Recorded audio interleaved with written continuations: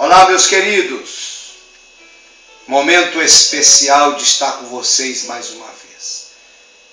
Que a doce paz do Eterno penetre o mais profundo da sua alma e que você venha ter um dia e uma semana de muita paz, alegria e vitória. A palavra do dia está em 1 Coríntios, capítulo 1, versículo 25, que diz assim: porque a loucura de Deus é mais sábia do que os homens, e a fraqueza de Deus é mais forte do que os homens. Oh, glória a Deus! Coisa linda, irmãos. Vou ler também 1 Coríntios, capítulo 1, versículo 17,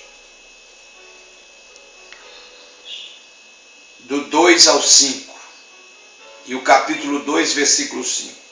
A minha palavra e a minha pregação não consistiram em linguagem persuasiva de sabedoria, mas em demonstração do Espírito e de poder, para que a vossa fé não se apoiasse em sabedoria humana, e sim no poder de Deus.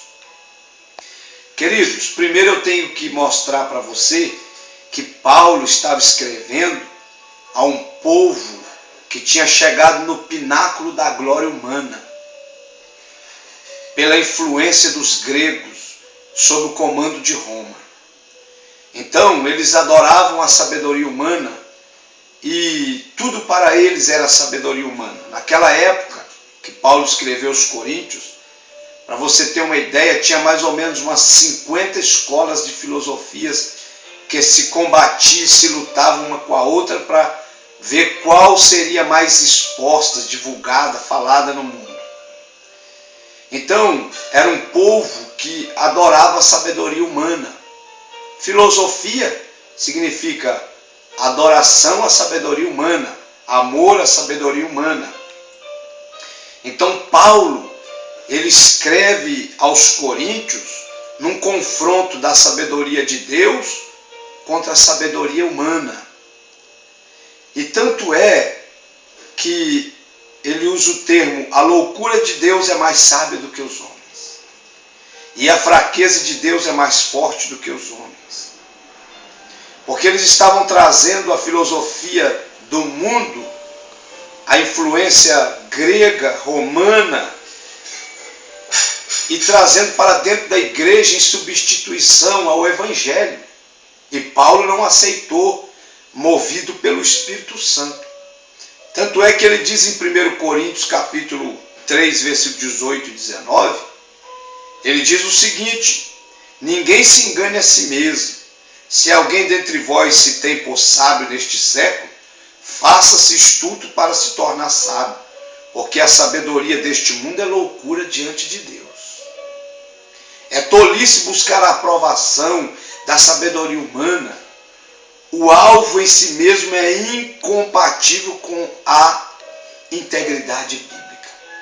Então, por isso que Paulo, ele escreve, quando ele escreve lá em 1 Coríntios capítulo 1, versículo 17, e capítulo 2, versículo 5, ele diz: quando eu fui ter convosco, os coríntios, ele diz: eu não fui ter com vocês em sublimidade de palavras humanas, em sublimidade de conhecimento humano.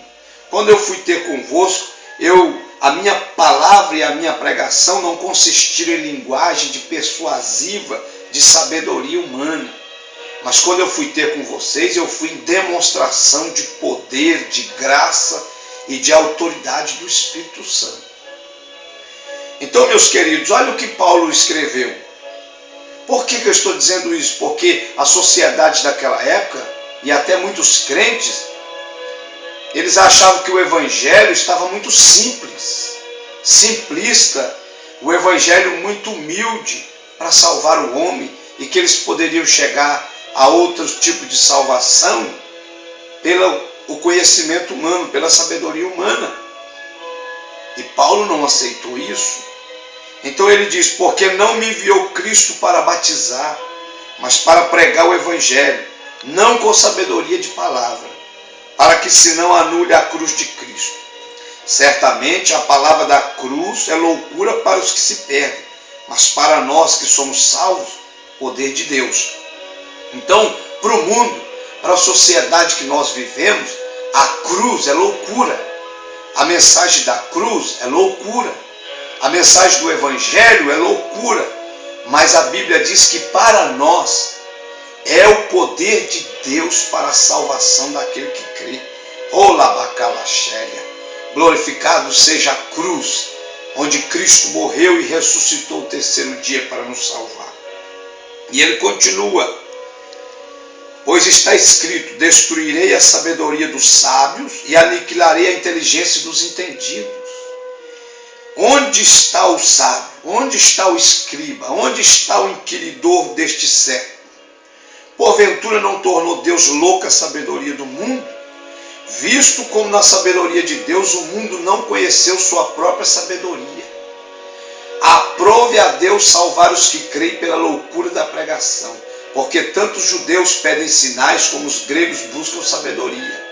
Mas nós pregamos a Cristo crucificado, escândalo para os judeus, loucura para os gentios, mas para os que foram chamados, tanto judeus como gregos, pregamos a Cristo, poder de Deus e sabedoria de Deus.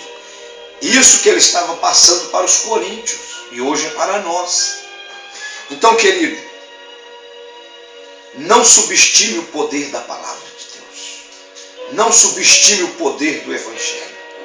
Ele é o poder que liberta e transforma o homem. Então o tema dessa mensagem é a loucura de Deus pela pregação da palavra que salva os homens. A loucura de Deus. Aleluia. Então, meus amados, era isso. Porque eles estavam adorando a sabedoria humana e desfazendo do evangelho por causa dos conhecimentos humanos, teológicos, filosóficos. Resumindo, a sociedade grega daquela época, inclusive os irmãos de Corinto, uma boa parte, cultuava a sabedoria humana. A palavra filosofia significa amor à sabedoria. E infelizmente alguns dos convertidos em Corinto se apegaram ao seu amor pela sabedoria humana e tentaram importá-la para dentro da igreja. Não adianta você querer importar a sabedoria humana do homem, dos conhecimentos seculares para dentro da igreja. Não. A igreja tem a palavra de Deus para conduzir ela, para levar ao céu, para prepará-la de acordo com Deus. Aliás, a sabedoria humana nada tem a oferecer ao homem senão confusão e divisão. Estou dizendo no tocante à salvação, não tocante ao mundo secular, das tecnologias, dos avanços. Isso é importante. Não conclua que Paulo e eu não depreciava a importância da mente, porque ele era poliglota, falava vários idiomas, estudou nas melhores faculdades. Ele sabia da importância dos avanços tecnológicos, dos avanços astronômicos, dos avanços em todas as áreas. Mas ele está combatendo é que eles estavam desprezando o evangelho de Jesus Cristo e colocando a sabedoria humana acima do evangelho. E sabedoria humana não vai salvar ninguém. O que vai salvar o homem é o poder da palavra de Deus. É o poder do evangelho. É o poder de Cristo derramado, o sangue de Cristo derramado no Calvário. Isso é que vai salvar o homem. Então, meu querido, estuda, faça faculdade, pesquisa, cresça, mas por favor, nunca despreze o evangelho de Jesus Cristo. Ele é o poder de Deus para a salvação daquele que crê. Se você já creu, glorifique a Deus, porque Ele abriu seus olhos e a sua mente. Se você ainda não entregou sua vida a Jesus, se renda ao poder do evangelho. E o seu nome vai ser escrito no livro da vida e Deus vai te dar paz e graça na sua alma. Paulo, quando ele escreveu aos Coríntios, ele estava se opondo à sabedoria humana que residia por detrás da filosofia. Porque eles estavam adorando a filosofia, eles estavam adorando a sabedoria humana, importando para dentro da igreja. Não. Paulo escreveu aos Gálatas dizendo: ainda que um anjo desça do céu e vos pregue outro evangelho, além do que já está pregado, seja anátema, amaldiçoado, não aceitem. Então, meus queridos, é por isso que ele diz em 1 Coríntios 1:20, porventura não tornou Deus louca a sabedoria do mundo? Em outro lugar, Paulo escreveu: porque nossa glória é esta, o testemunho da nossa consciência. Porque a nossa glória é esta, o testemunho da nossa consciência, de que com santidade e sinceridade de Deus, não com sabedoria humana, mas na graça divina, temos vivido no mundo e mais especialmente convosco. Oh, louvado seja Deus. Queridos, não se renda à sabedoria desse mundo, às filosofias desse mundo. Não. Eu sei que na faculdade os professores vão falar coisas que vai mexer com o seu intelecto, com o seu psique, mas não se renda. Continue com o evangelho, porque é o que vai te levar para a vida eterna com Deus.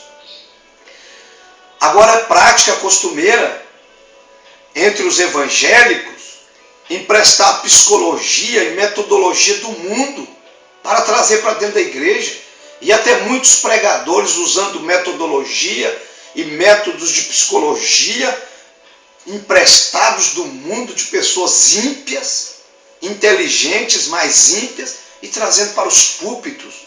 Não abra mão da Bíblia, não abra mão do que já está escrito, não abra mão das Escrituras Sagradas, não abra mão do Evangelho que já está escrito, porque com ele Deus povoará o céu.